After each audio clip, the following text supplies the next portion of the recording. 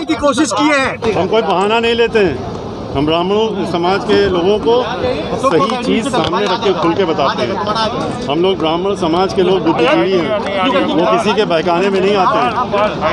वो उनको मालूम है कि क्या करना है, कैसे करना है, उनको सही तथ्य बताने का काम किया है। जिस तरह से अफगानिस्तान की स्थितियाँ चल रही हैं, उसको क्या लेते हैं, किस तरह से, क्या इसमें फेलियर मानते हैं या क्या मानते हैं? जिस तरीके से उत्तर प्रदेश की सरकार चल रही है, टोटल फेलियर है। और प्रदेश की सरकार में जिस तरह से आज गुंडा राज, माफिया राज और कोई भी विकास के नाम पे जीरो हो रहा है, तो उससे ज़्यादा बड़ा फेलियर और क्या होगा। अफगानिस्तान के मुद्दे पर क्या कहेंगे?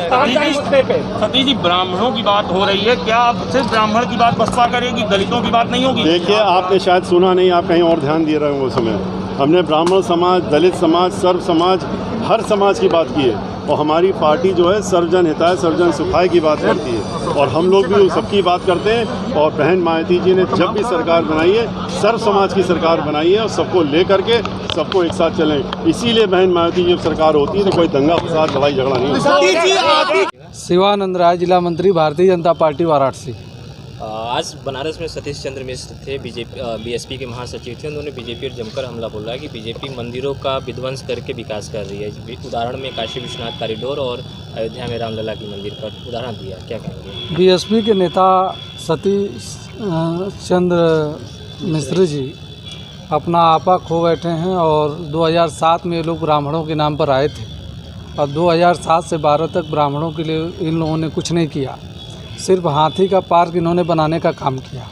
भारतीय जनता पार्टी की केंद्र की सरकार और प्रदेश की सरकार जितने भी धार्मिक संस्थान हैं, चाहे भगवान श्री राम का मंदिर हो, चाहे बाबा विश्वनाथ का कॉरिडोर हो, चाहे विंध्याचल धाम का कॉरिडोर हो, जो ये बन रहा है, ये धार्मिक स्थल जो सुंदरीकरण हो रहे हैं, उससे लोगों को रोज़गार भी मिलेगा। विदेशी पर्यटन के संसाधन बढ़ेंगे, विदेश के लोग आएंगे, इससे यहाँ के लोगों के रोज़गार के अवसर खुलेंगे।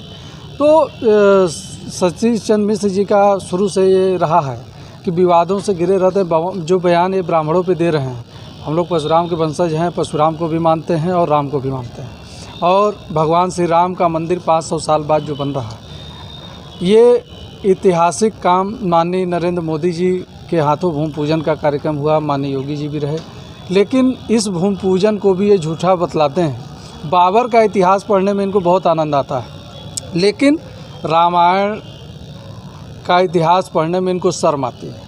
भगवान श्री राम का मंदिर बन रहा है तो ये बताते हैं कि बहुत गलत काम हो रहा है। अगर ये इतने ही लायक होते तो 2007 से 12 तक ये ब्राह्मणों का माला जपे थे। अब ब्राह्मण का नाम भूल गए थे, अब ये फिर से माला जपना चालू किए हैं। अब ये जान रहे हैं कि अब इनका नामो निशान समाप्त है। अब ब्राह्मण इनके घेरे में आने वाले नहीं हैं। भाजपा विकास करने वाली पार्टी है, हर वर्ग को लेकर चल रही, और ये सिर्फ ब्राह्मणों को चॉकलेट बांट रहे हैं कि आने वाले भविष्य में हम बहुत कुछ करेंगे। इनको हाथी बनाने से फुर्सत नहीं था जब जनता ने इनको चुना था। 1 घंटे का भाषण हुआ और पूरे भाषण में सिर्फ और सिर्फ ब्राह्मणों का नाम लिया। ऐसा है, 5 साल में किसी ब्राह्मण के मतलब किसी भी आपदा में इनका पता नहीं चला है। सतीश चंद्र मिश्र जी जब चुनाव आता है तो ब्राह्मणों के नेता हो जाते हैं, नहीं तो बहन मायावती जी के नेता बन के रहते हैं। यही इनका इतिहास रहा है। आजीवन ये इसी तरह राजनीतिक करियर इनका जा रहा है और ये समाप्ति की ओर बढ़ रहे हैं।